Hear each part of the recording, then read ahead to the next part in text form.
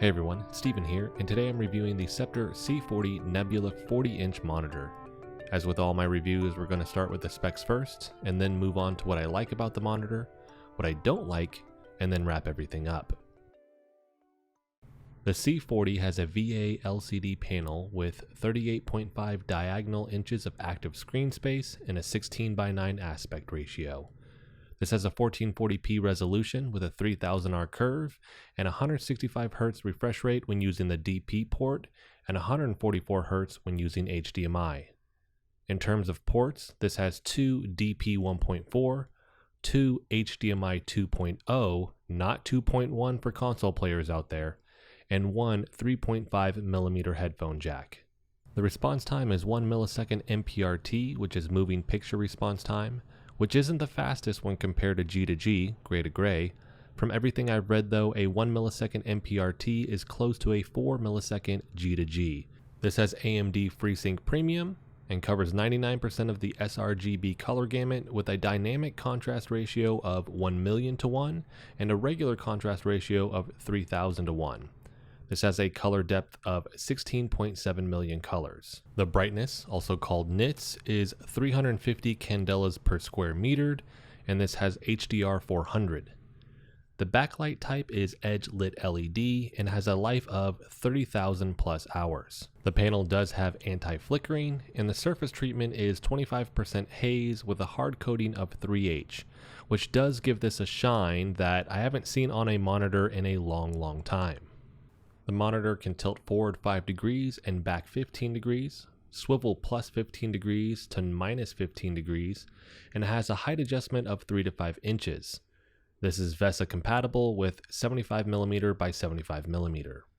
In the box you will find the monitor display, the stand, the neck, the stand screws, the wall mount plate, the remote, a screwdriver like with all the different Sceptre monitors, the user guide, a warranty card, your power cable, it does come with a DP cable, not HDMI, and some nifty handling gloves. Now let's cover the features of the monitor and do a test on something I originally thought this monitor didn't have, which is speakers. Now they're only 2x2 watt speakers, but they are there, so let's do a sound test. I'll have the camera at roughly 3 to 4 feet from the monitor to make sure it's all in frame, and I'll have it at a normal sitting distance that most people would use a monitor at. A quick side note here, make sure you turn the panel volume all the way up as it's at 50% by default and is independent from your OS volume.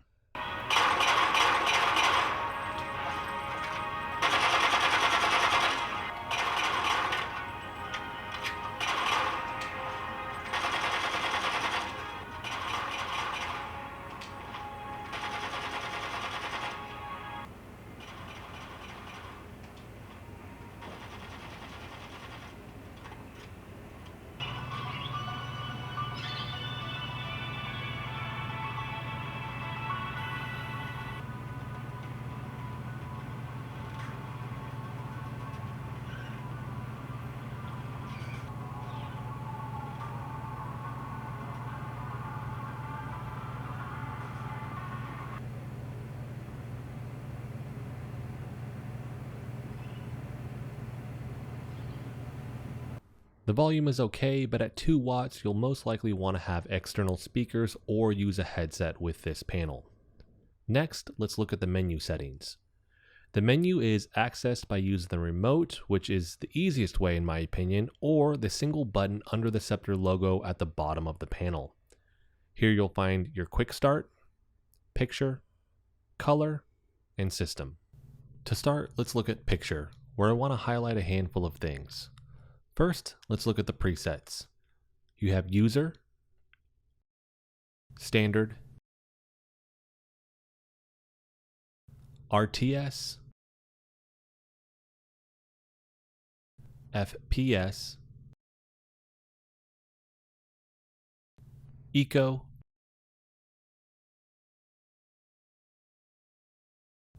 and movie. They're okay, more specifically movie, but overall they're not great and you're more than likely going to just use your own settings. The monitor does have a dynamic contrast ratio, and you can adjust the sharpness, which you may want to toy around with as this looks overly sharp out of the box. I wasn't able to find any info on the pixels per inch, but as this is a much larger screen than 27 or 32 inch monitors, the resolution has been stretched out more, so the pixel density is much less, which leads to the text looking more pixelated. With a larger screen size, you can always make text bigger in your OS settings to help with this a little bit though. You'll want to spend some time adjusting not only the panel settings, but also the settings in the NVIDIA or Radeon control panels to get this to look just how you want it. After that, we have multi-window, which allows you to access the picture-in-picture and picture-by-picture settings. After that, we have the color settings where you can change your color temperature. You have normal, warm, cool, and user.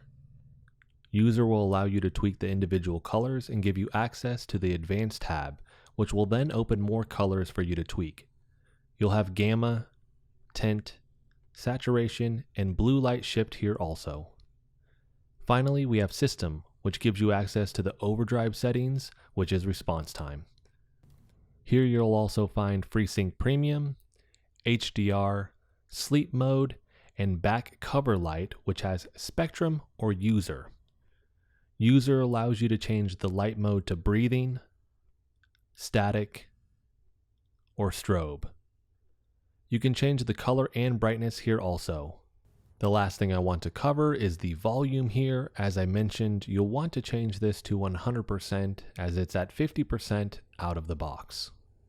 So now that I've covered the specs and settings, let's get into what I like about this monitor. Overall, I think this runs really well. For those looking for a larger screen size, this definitely will give you that. I thought games might look really bad at 1440p with this screen size, but I was surprised that it looks really good. It doesn't look as good as my Aorus 4K 43-inch monitor, of course, but it still holds up. Next, the HDR on this actually looks really good. I was fully prepared to be disappointed and just kind of write it off. I test HDR typically in Doom Eternal. Now they've had an update, they've added ray tracing, they have DLSS, and I think between that, my ability to actually adjust the HDR settings within that game a little bit better now, because I've been doing it for all of my monitors for this specific test, and this just having really good vibrant colors and good HDR. Now it's only HDR 400, but it looks really good. I was prepared to just say it wasn't good. Don't worry about it, but I'm actually going to be playing Doom Eternal on this monitor with HDR on because it looks phenomenal. Which brings me to my next thing, which is the refresh rate, which the refresh rate does good, and although ghosting and blacklight trailing is there like every VA panel I've ever tested, this monitor finds itself kind of in the middle of the pack. It's not the best I've seen, but it's also not the worst. So for casual gamers, this won't be an issue, and you might not notice it much at all. For enthusiasts and competitive players though, you'll most likely see this and get annoyed by it in fast-paced games. If you're coming from a TN or IPS panel with a faster response time, I would say don't get this monitor. You're probably going to notice the ghosting a lot more than someone that is coming from a VA panel to another VA panel. Slower paced games play great though, and with the larger screen size, there is a greater level of immersion. Of course, this can depend on your sitting distance, as the large screen can feel like too much if you're too close to it. I would recommend 3 to 4 feet as a minimum distance, as anything closer just kind of feels like you're straining your eyes while you're trying to play games.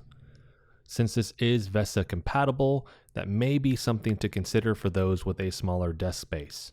A quick side note, because I know this question is going to come up, this does have G-Sync compatibility. It is not officially certified. You can enable this in the NVIDIA control panel.